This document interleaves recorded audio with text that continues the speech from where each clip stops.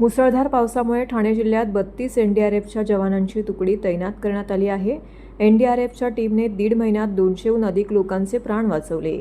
कडवली form हाऊसमध्ये 156 लोक अडकलेत. सर्वांची सुखरूप सुटका केली आहे.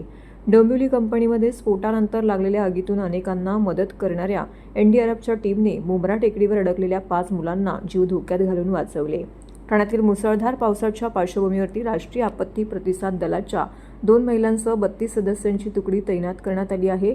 या टीमकडे सर्व प्रकारच्या आपत्तींना तोंड देण्यासाठी लागणारे सर्व साहित्य असून विविध आपत्तीमुळे बाधित झालेल्या लोकांना कसे वाचवायचे आणि त्यांना सुरक्षित ठिकाणी कसे पोहोचवायचे संपूर्ण प्रशिक्षण देण्यात आले आहे. सध्या ही तुकडी ठाणे जिल्हा आपत्ती प्रतिसाद दलाकडे आहे आणि आवश्यकतेनुसार योग्य ठिकाणी पाठवली जाईल. आम्ही तुम्हाला सांगतो की जेव्हा एखादी इमारत कोसळते किंवा भूस्खलन होते तेव्हा एनडीआरएफची टीम ताबडतोब टेकड्यांमध्ये अडकलेल्या लोकांपर्यंत पोहोचते आणि त्यांना मदत करण्यास सुरुवात करते.